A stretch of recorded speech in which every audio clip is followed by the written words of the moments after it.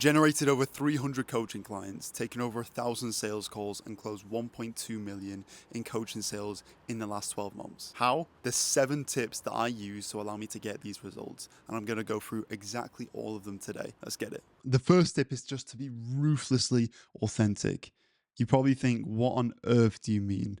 Now, this space lacks a ton of trust, meaning people are going to put their guard up straight away on sales calls when they feel like you're lying, when they feel like you're not being yourself. So it's super rare just to be yourself, to show up to every single sales call and just be authentic, because people can smell it.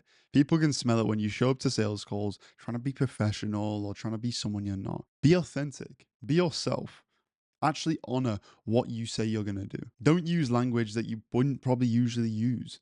Let me give you an example. I used to do charity door-to-door sales for kids in need who are in school. And when I first ever started, I used to use the word education. I thought to myself, would I speak to my friends on a night out and say, oh, remember when we were back in education having a good time?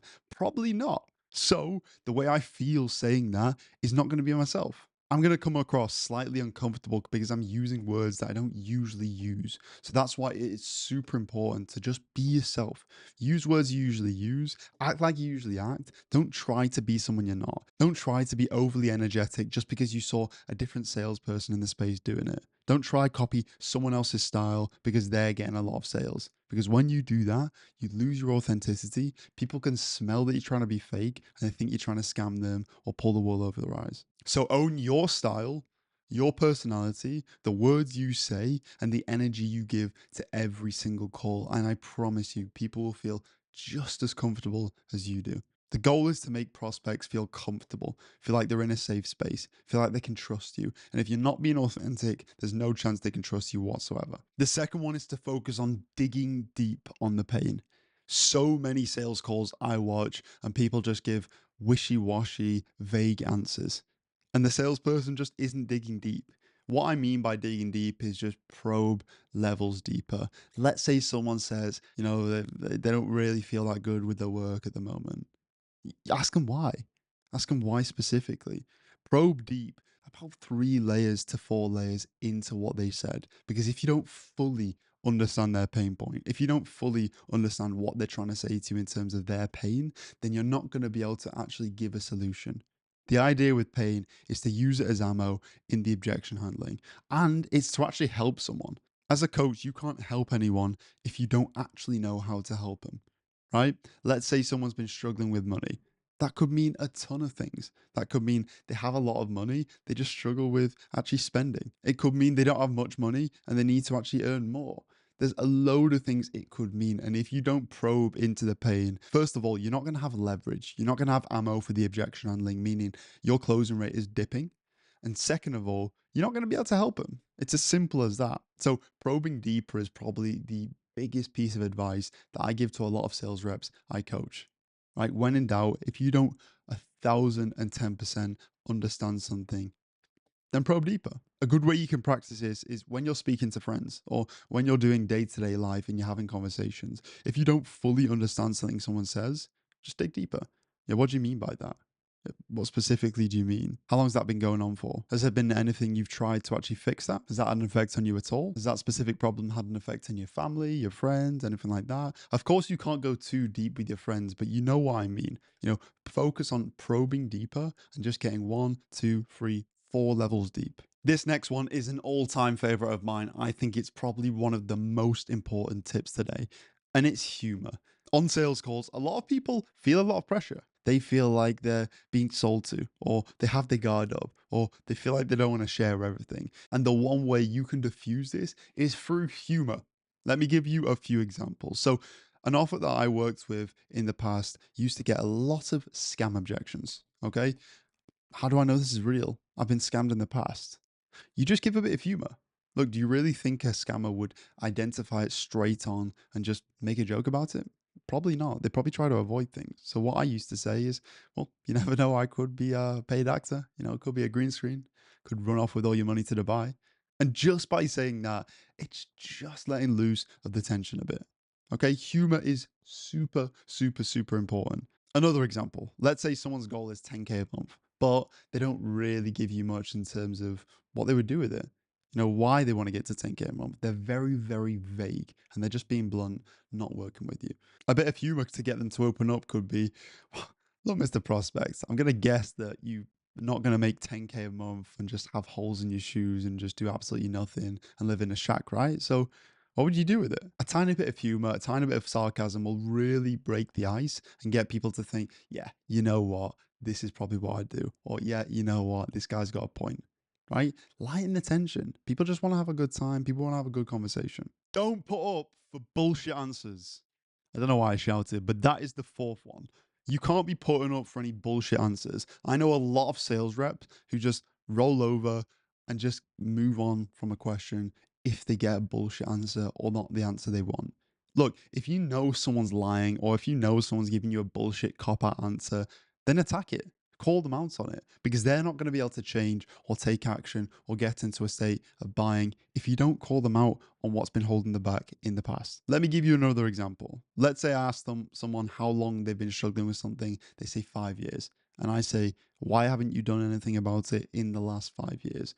And they give all these excuses on why it's not their fault, why they're the victim, etc. Look, if you don't call them out on that, if you don't call them out for bullshit, then they're going to give themselves that excuse for the rest of their life. They're not going to take action and you're not going to be able to use it as ammo in objection handling. So you want to say something like, really? Like, over the last 5 years, there's nothing you could have done yourself to really get results. So it wasn't your fault whatsoever. You know, you want to challenge them a bit because if you're not challenging them, who else is? People go through this life without being challenged once. So it's your responsibility as the salesperson, as the coach, to actually challenge them and change their life and help them for the better, get them out their own ways. And I know this is hard, but practice calling people out. You know, your friends, your family, if they give you bullshit excuses, let's say you wanted to go on a run with your friend on a Saturday morning, but Saturday morning comes and they say, oh, yeah, no, I give you an excuse. Call them out. Say, look, you said this 3 days ago. Why are you bailing out now? Like, do you not think that's like little bitch stuff? That's wuss stuff? You know, something like that. And if you keep on practicing this, you'll get so much better on sales calls for actually calling out people's bullshit. And that is the most important thing that you could do to actually hold them accountable. People need that and people will respect you for it as well. People will think, wow, this person actually wants what's best for me and he's holding me accountable for my bullshit. Maybe I should probably listen to him. Objection handling. This is arguably the hardest bit in a sales call, but I disagree. It's just because people don't effectively know how to handle objections. I need to think about it. I need to speak to my partner. It's a lot of money. It's just the money. If you don't actually know what these mean, then you're cooked. So the best piece of objection handling advice I could give you, and that's helped me close 1.27 million in deals in the last 12 months, is understand what they mean. Understand where the objection is coming from. There is a reason they are saying that. It could be what they say, or it could be something underneath. So it comes down to one of the first points, probing deeper on it and understanding the objection. A doctor, let's say you go to the doctors, right? They can't give you medicine, they can't give you a solution if they don't fully 100% understand what your problem is. They don't just ask one question and say, okay, here's some pills for that. They ask multiple questions, they probe deep, they ask you different variations, they make sure they completely understand. It's the exact same with objections. Just be relaxed and ask them what they mean. Ask them what's specifically behind it. Probe into it. For example, money. It's a lot of money. That could mean so many things. It could either mean it's a budget thing, they don't have the money and they need a financing plan or a payment plan, or it could mean that they have the money. It's just a bit of a big jump, which is a fear objection. So if you didn't probe into that, you wouldn't know. You want to clarify. Partner objection. Okay, no worries. Do you usually need to speak to your partner? No, but I just want to run it by it. Yeah, just how come? Because yeah, it's just I feel comfortable. Okay, so you don't need permission. It's just a comfort thing. Okay, so that's another fair one, right? It's them not feeling comfortable. It's a fair objection. So if you don't probe in a few times, if you don't fully understand what they mean by the objection, you can't diagnose it and you can't help them. So make sure you don't roll over and you don't move on until you fully understand it, even if it feels a tiny bit uncomfortable to stay in that pocket and keep asking the questions, because this is going to cost you thousands if you don't. People buy from people. I don't mean to scare you, but people buy from people, right? If I'm a dickhead making these YouTube videos, you just probably wouldn't want to watch them, right? If I didn't give you any value, you won't watch them. So it's super important on sales calls, like I said, to be yourself and just be nice. Really try to help someone. Really just try to get on with someone. At the end of the day, it is just a conversation. People overcomplicate things and make it seem like some intricate thing. It's a conversation, right? You're just having a conversation, communicating with one person and another. Treat it like that. Get on with someone. Speak to them like you'd speak to them in the park, seeing them, right? Speak to them like you'd speak to them on a night out. Just make sure you're connecting someone on a deeper level and making them feel comfortable. Because if you're not speaking to them genuinely, if you're not actually treating them like a person and having a genuine, normal conversation, it's going to feel weird. It's going to feel disingenuous and people will feel it. It's pretty sad because the audio stopped working on that last bit I recorded. So I had to come a day later and record it again. But the very, very, very last point is energy. Energy is super, super contagious. Look, if I smile at you, what are you going to do back? You're probably going to smile. If I frown at you, you're probably going to frown back. Energy is probably one of the most important tactics or strategies I've used to be able to close so many deals in my time. How can you actually put this into your sales calls? You can just show up with energy. And I'm not saying be some over the top, energetic person. Just bring some form of energy. If someone shows up to the call, you want to give them something. How's it going, man? You okay? A tiny bit of energy. Show them that you've got that positive frequency about you because frequency is transferable. Energy is transferable and it's contagious. People are attracted to people who have decent energy, who have positive, high frequency energy. If you show up to your sales calls happy, fairly energetic, that aligns with yourself, and you're just in a good mood, then other people are going to be in a good mood. Do you think someone's going to want to sit on a 45-minute to 1 hour call with you if you're just down in the dumps?